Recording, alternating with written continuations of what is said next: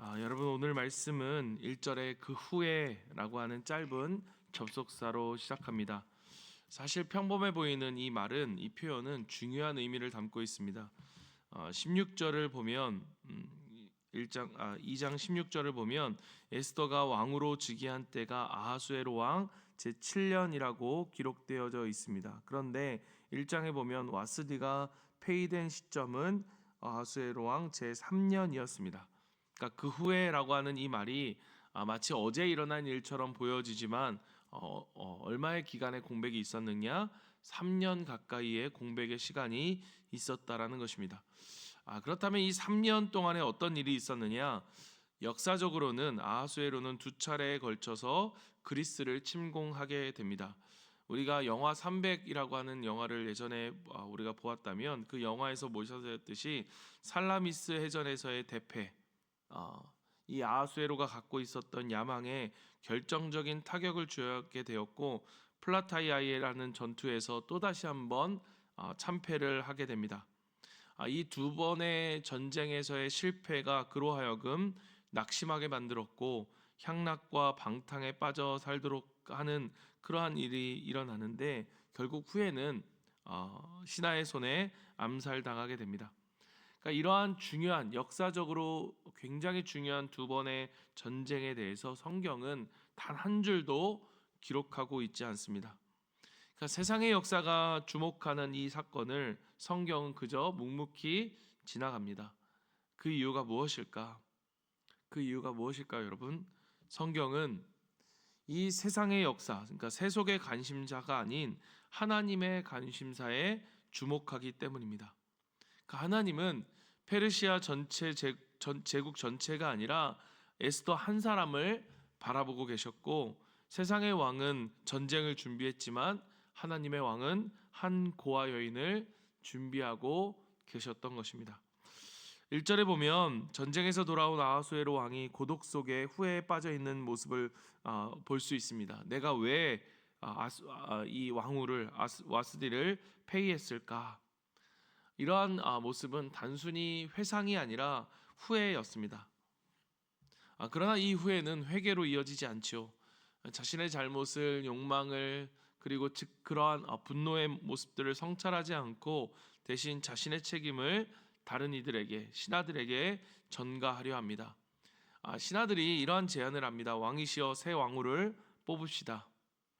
그들이 이렇게 제안한 이유는 보통 이 아하수에로 왕의 성격이라고 한다면 자신의 잘못이 아닌 다른 이들의 잘못으로 돌릴 테니 그 왕후 와스디를 폐위하라고 제안한 자기들에게 이 화가 미칠 것이다라고 하는 것들을 직감적으로 느꼈던 거죠.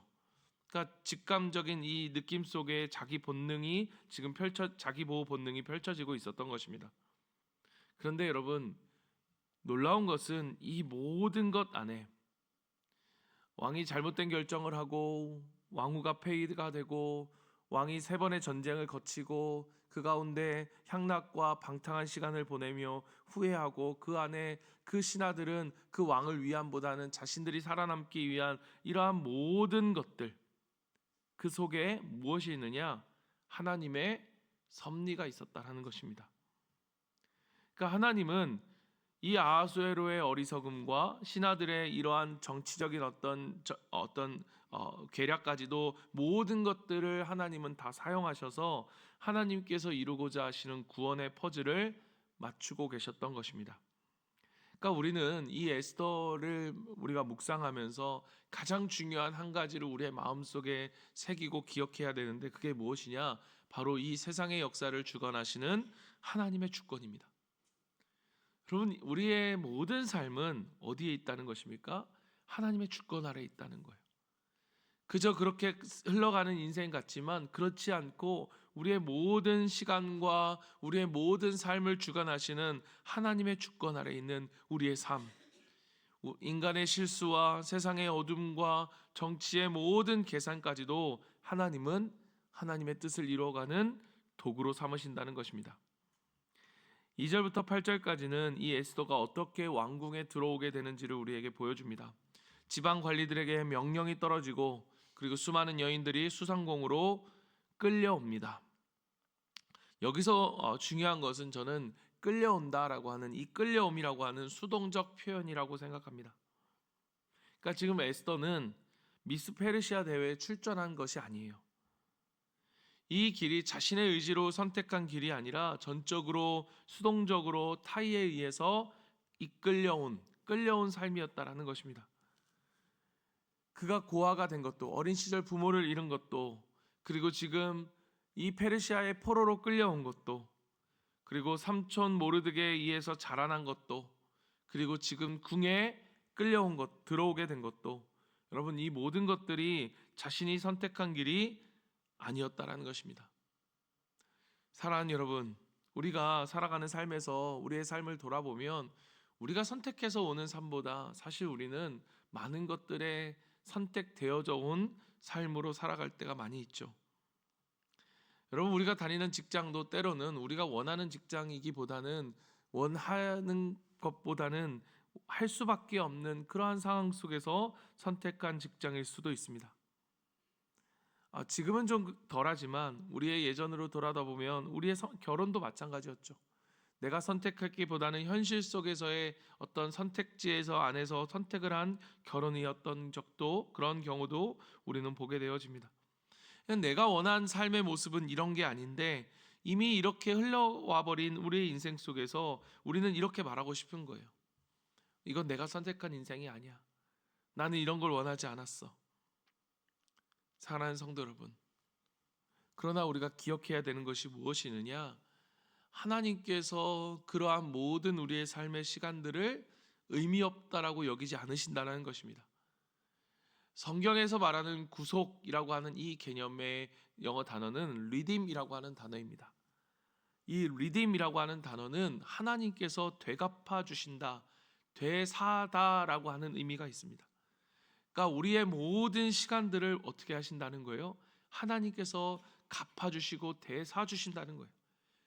의미 없는 것이 아니라 이것을 귀하게 사용하시고 하나님의 뜻을 이루시는 일들로 선하게 갚아주신다는 사실을 우리는 기억해야 합니다. 9절에서 한 인물이 등장합니다. 이 인물은 내시인 헤게라고 하는 사람입니다. 그는 수많은 여인 중에 누구를 주목하느냐? 우리가 오늘 이 에스더서의 주인공인 에스더를 주목합니다. 여러분, 히브리어 원문과 영어 성경을 보면 좀 더 분명하게 기록되어져 있는데 에스더가 그를 기쁘게 했다라고 하는 이 표현, 그런데 영어로 보면 The girl pleased him이라고 되어 있습니다. 이 말은 뭐냐면 에스더의 외적인 아름다움만으로 그가 인정을 받았다는 것이 아니라 그녀의 태도, 그 소녀가 그를 기쁘게 했다. 그러니까 다른 사람, 그녀의 태도와 성품이 다른 사람들을 그를 감동시켰다라는 것입니다. 그러니까 여러분, 여기서 우리가 중요한 한 가지를 보게 되죠. 이 에스더는 어떤 인생이었습니까? 자기가 원하지 않지만 그렇게 끌려져 온 인생이었습니다. 그러나 에스더는 끌려져 온 인생 속에서 그렇게 수동적으로 머물러 있지 않았다라는 거예요. 거기서 능동적으로 살아내기를 시작합니다. 하나님이 주신 자리에서, 하나님이 주신 시간 속에서, 하나님이 주신 기회를 그는 성실히 살아낸 것입니다. 여러분, 우리는 우리의 인생에 끌려져 온 것 같은 시간 속에서, 즉 고난 속에서 하나님을 원망하기 쉽습니다. 나는 하고 싶지 않았어. 이렇게 하라니까 한 거야. 그래서 이렇게 힘들어 라고 우리는 말하고 싶습니다. 그러나 여러분 기억하십시오. 아까 말했잖아요. 하나님은 어떤 분이시다? 우리를 리딤, 구속하는 분이시다. 그 모든 것들을 통해서 하나님의 뜻을 이루기를 원하신다. 그랬을 때 우리의 모습은 무엇입니까? 비록 끌려져 온 인생일지라도 그곳에서 하나님의 섭리와 주권을 믿으며 우리의 역할은 무엇이느냐?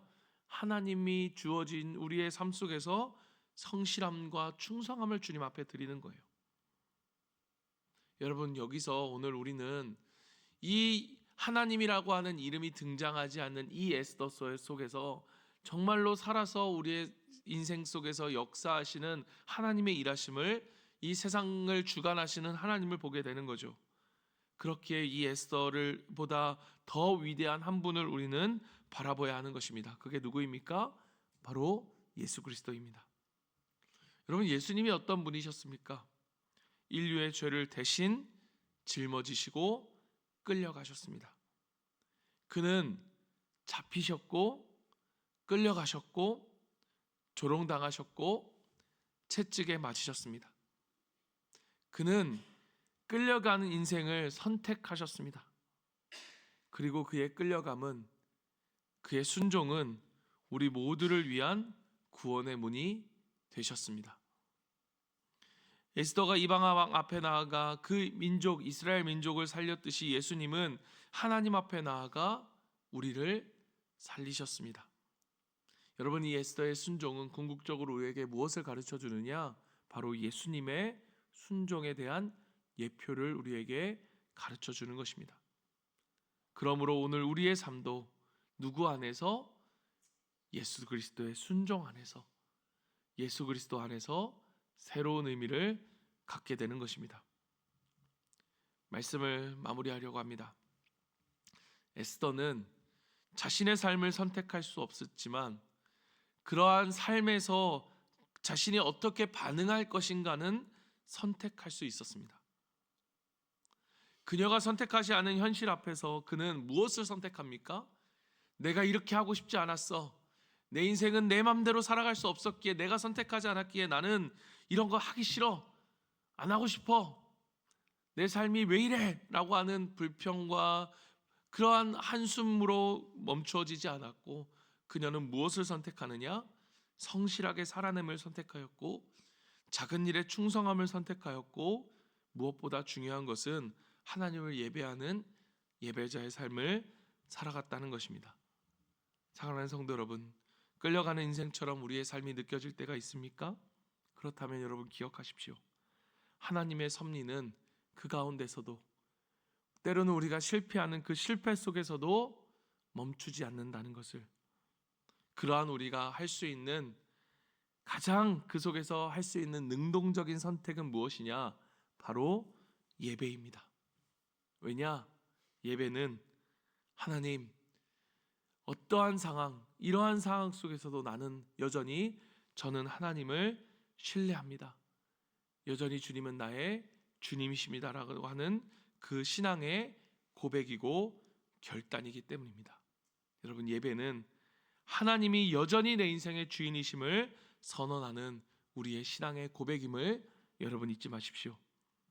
오늘 또 우리가 살아가는 삶 속에서 끌려오는 가는 것 같은 그러한 삶을 우리의 삶에 떠올려진다면 그 가운데 우리가 어떻게 반응할 것인지를 여러분 한번 오늘 말씀을 묵상하면서 하나님 앞에 기도하고, 매일이라도 우리가 예배의 삶들을 선택하고, 오늘 이 새벽의 자리에 있는 것처럼 이 자리에 없는 그들도 역시 우리 모든 성도들이 이 예배로 하루를 시작할 수 있는 그 삶 속에서 오늘 우리의 삶의 태도가 바뀌어지고, 또 환경을 넘어 하나님을 바라보게 하는 그러한 힘을 우리에게 주실 것을 믿습니다.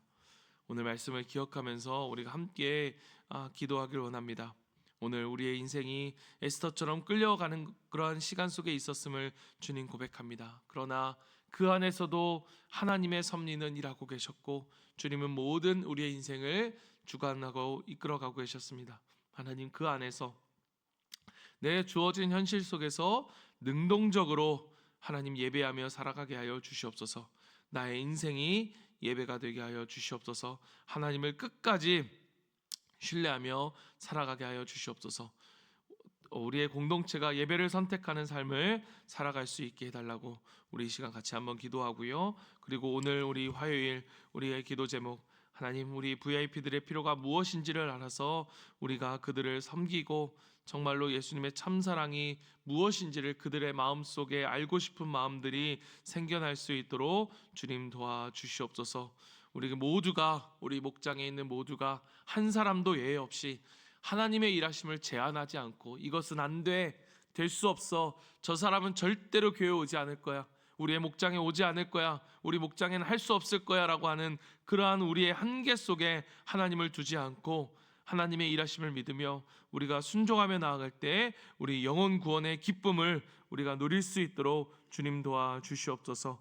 우리 온 성도들이 이 토요일 날 있을 VIP 초청 집회를 통해서 정말 삶의 기쁨과 행복을 회복하고 하나님과의 처음 사랑을 회복하는 귀한 시간이 될 수 있도록 주님 도와주시옵소서. 우리 이 기도 제목들을 가지고 함께 VIP들의 이름들을 불러가면서 우리 주님 앞에 기도하며 나아가도록 하겠습니다. 기도합니다.